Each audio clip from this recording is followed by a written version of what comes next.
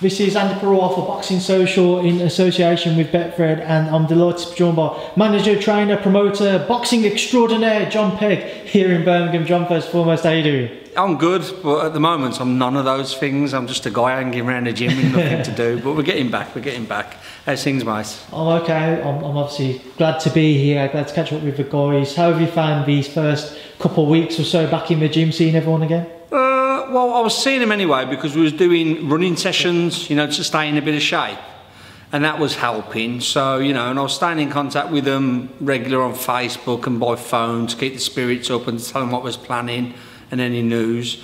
But yeah, it's been good to get back in the gym. It's been a little bit odd because until the last couple of days, we've literally been doing one or two at a time, and then people have been feeling more relaxed. The government are easing things up. We haven't had the amateurs back in yet, which is a shame because I bet they're really missing it, and we haven't had any keep fitters in. We've only had the lads who actually do it for a job. So it's interesting, and it's interesting to see which lads have been staying in shape and really taking the advice that I says, use lockdown to be a full-time boxer. You've never had the chance before, a lot of you. You've always moaned, be a full-time boxer. Some have become full-time party animals. Even when there's no parties, amazingly, But yeah, so yeah, you know, and we've got some good fights to look forward to. Hopefully, reading the kind of reports and stuff, we might be back to normal sooner than a lot of people thought, which would be great. Because myself and Tommy Owens have got some plans to kind of keep the shows a little bit safer and stuff, even when the restrictions are eased, to give people peace of mind. We've got a few plans to make things better. But you know, like I says to the lads, if you get an injury, you sit there for 12 months with an injury, you can't fight, and you can't do nothing about it, and everyone's moving forward.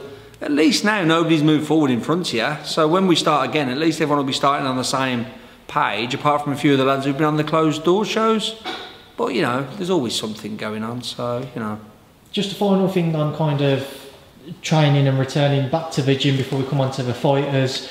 When you did first open the gym doors again, how was everybody's approach? Were people, you know, naturally that have missed the last few months being able to get in the gym, hitting the bag and what have you, were people kind of going at it at a higher intensity that you would have liked, or were people steady? The lads who we first had in, because we had ideas they was going to be getting on the behind closed door shows, they'd been training fairly hard at home. So it weren't like they were suddenly just, oh, I'm going to get to hit a bag.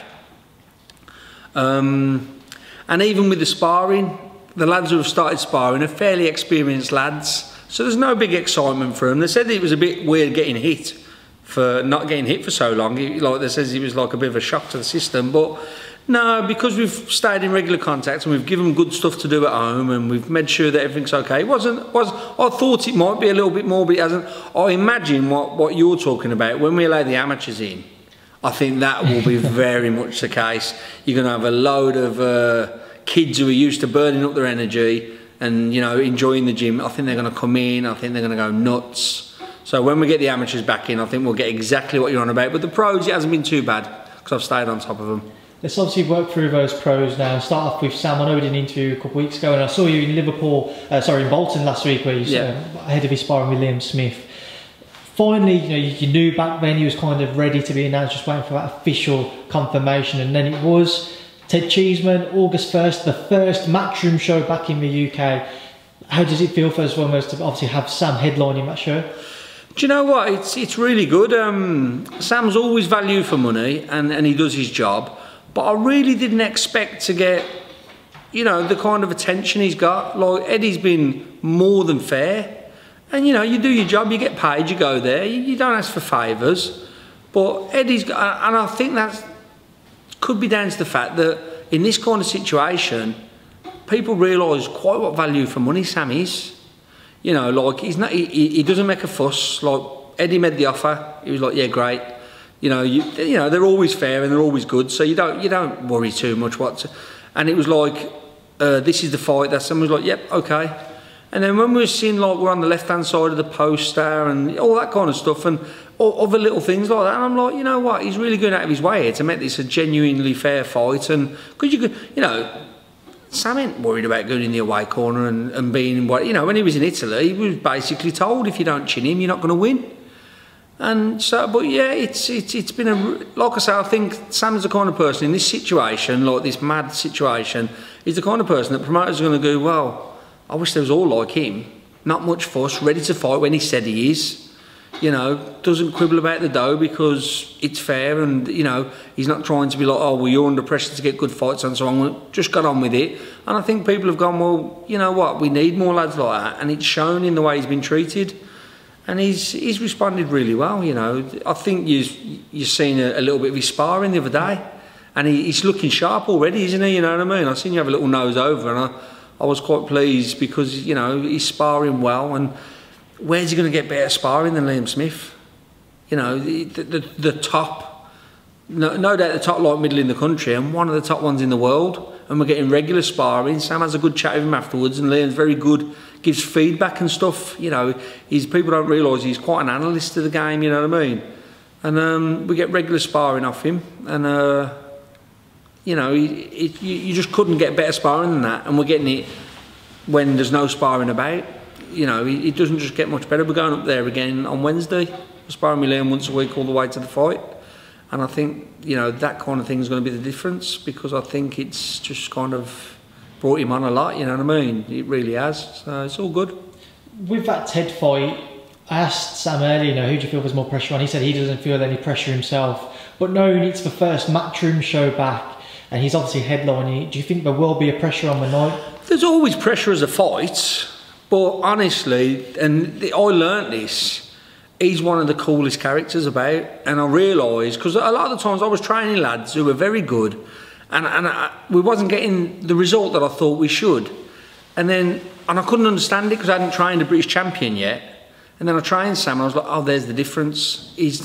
When on his first 12-round title fight, was walking out to the ring, he was 20 against Joseph Lamptey, and the place was packed, and he went, stop, stop, stop. There's about 8 of us in the entourage. I went, what's up? He went, do a selfie on the way to the ring for his first title fight. And he'd done a selfie on the way to the ring. And I remember looking and thinking, he's not acting.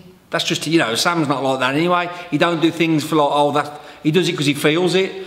And like, you know, he's not scared of losing. He's not scared of a fight. He's had these big losses and everyone's wrote him off, and he's come back with even bigger wins. There will be pressure because it's a boxing match, and if there's no pressure, you won't perform. But he won't be feeling pressure because he never has done. And he's been in what I consider worse situations, you know.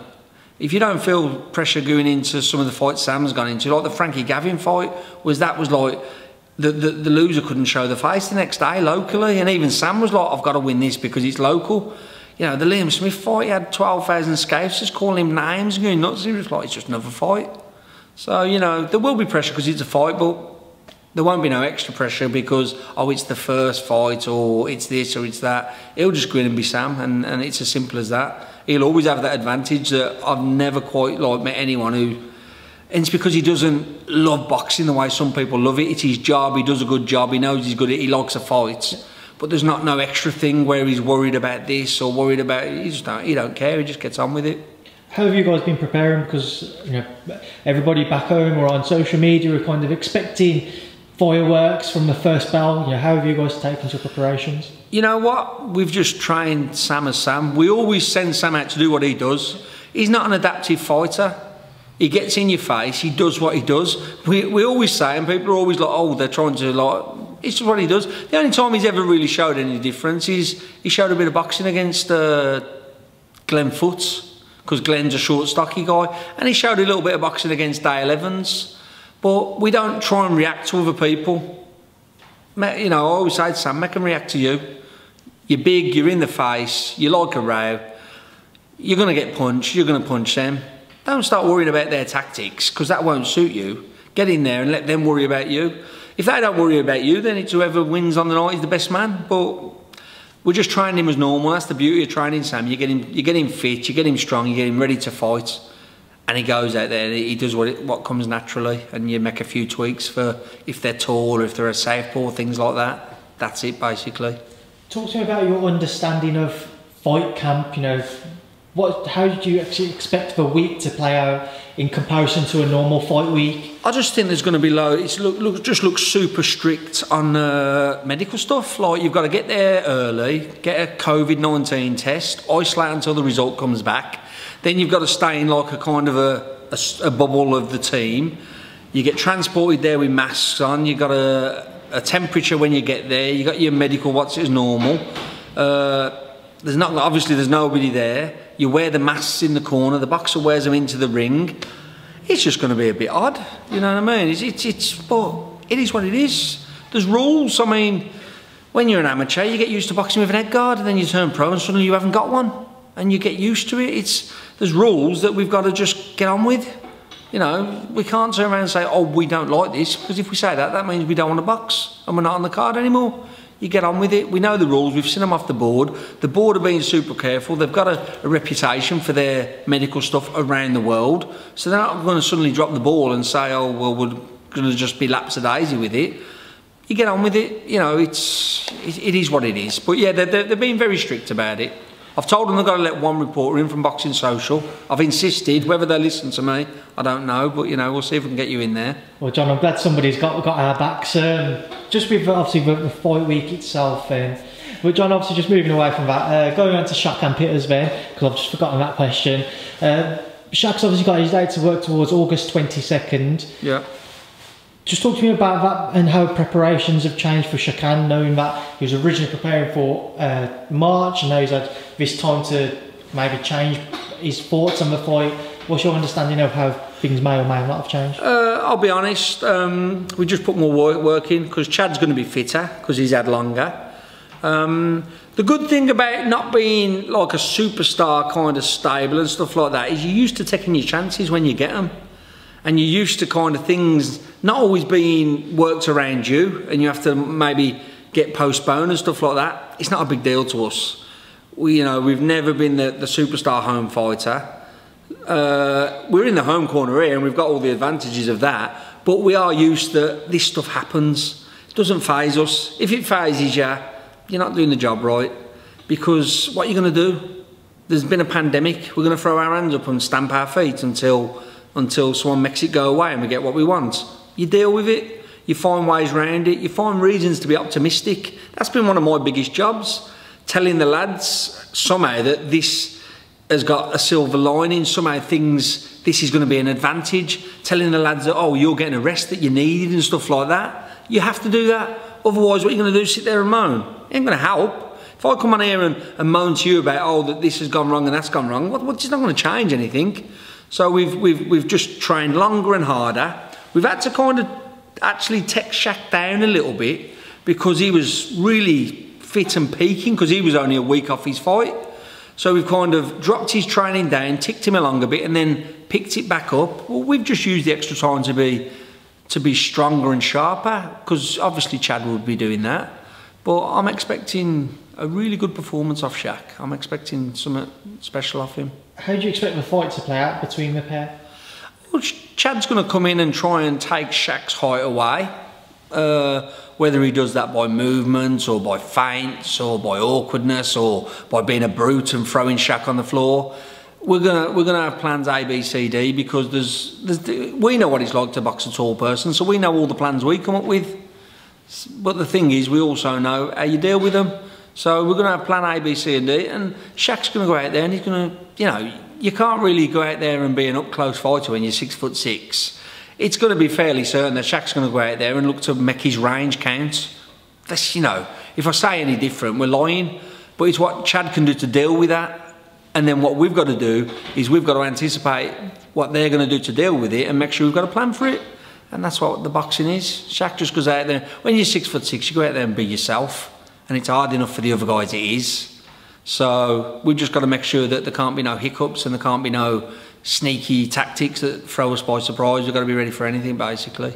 Do you have an update on the location for that? Because I know originally it was going to be in Coventry. Is it going to be held in Coventry still? Or? No, what Mick's looking to do is as soon as they get the green light on proper shows, he wants to run with that show in Coventry exactly as it was, maybe even a couple more bouts, because he loves the location, he loved what the lads was doing ticket-wise, And obviously, because it's only a 5-bout show, and Mick's got 3 or 4 guys already signed to Hennessy Sports who are not Midlands based, they're going to be predominantly on, and I think it's still going to be Midlands. I've heard a whisper between Manchester and somewhere down here, so we'll see on that. It's going to be a studio. But yeah, Mick is, as soon as Mick gets the green light, he'll be running that Coventry show with the same lads on, the same bouts where possible, because we've made some cracking bouts. And hopefully the top of the bill will be Shaq defending that title against Craig Richards. That'll be the plan. The question that I forgot to ask earlier has come back to me now was commentators, obviously both in Shaq and in Sam's case, they'll be there on fight night. We've seen it behind closed door shows. What are your thoughts on having commentators potentially ringside? Nobody knows as of yet. I just think it could be a little bit odd, because commentators are very vocal, that's their job, they're very loud. And without crowd noise, I just hope that, like, you know, because commentators are not always right. We've seen that when their scorecards are way different to the judges. That's their opinion. But I'm just hoping that sometimes, subconsciously, if it's a close fight, a commentator saying something might make a judge lean. So I'm hoping that the organisers have got some kind of background, or to be a bit weird if there's no noise anyway. And basically just... we're just going to have some gags ready if they're not talking our way, but, you know, just nip off. And mind you, commentators are usually ex-boxers, so that could be difficult as well. Get my head punched in trying to gag them. But no, I'm hoping that something gets worked out, because that could be a bit odd. And I know the UFC was talking about it, saying they could hear the commentary, and, you know, so, yeah, it's a good question. And I'm hoping something gets dealt with. I know what I'd do is definitely have something loud enough so you got the general kind of noise you have in an arena. I think that would be good anyway for the atmosphere and stuff. You know, but I'm pretty sure Eddie will have it covered. You know, he doesn't miss many tricks, and he doesn't usually get it wrong. And I'm sure Hennessy and Warren will have theirs covered. I'm sure they'll have something covered. You know, we're talking about it, but these guys, you know, they're the top guys, so they'll know what they're doing. And if they don't, we'll tell them that we clocked it first. Moving away from both those guys and those shows, and onto a man who did have a day, or did have a fight lined up, and that's been pulled now. Casey Benjamin, obviously Casey interviewed earlier. What's kind of the plan for Casey for the coming months and the year ahead? Do you know what? Casey's just on a streak. He had a silly loss in the Ultimate Boxer, which, considering his gym mate's success after having an early loss in prize fighter, might be a good sign. But Casey's a real talent that I've been telling people about for such a long time. You know, he's got a great chin, he can punch, he's got really awkward skills, and he's on a run. You know, he drew with Danny Ball, that was a great fight, and Danny Ball's done brilliant things since, that makes that look good for both of them. He went away to Clifton Mitchell and stopped Alex Fearon, who's a really awkward, good kid. Then he beat another unbeaten, strong as an ox kid on our show, Levi Ferguson, real strong physical character. Then he went down to London on an MTK show and beat a real crafty kind of slick boxer in Shaquille Day. You know, 4 unbeaten kids on the trot, 2 of them away from home. And he's come out unbeaten in them 4 fights. So, and I think he's 25, Casey. You know, he's just kind of hitting his kind of peak now, and he's getting 10 rounds under his belt. I think Casey's a dark horse. He's been made mandatory for the English, but Echo Esserman's got the British kind of in his sight, so I can understand that.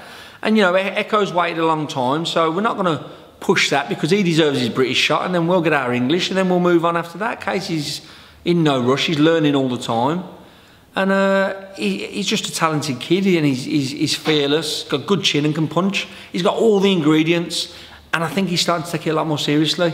That was my only worry early on. He was like quite a talented amateur, and whether he was taking it as serious as you should for 10 and 12 rounders.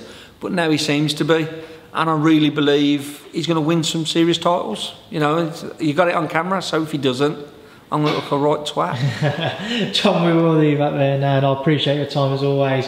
It's been a pleasure to catch up with you, and I'll hopefully speak to you soon. Thank you, speak to Boxing Social. Yep, good to see you, and thanks for the support as always, mate.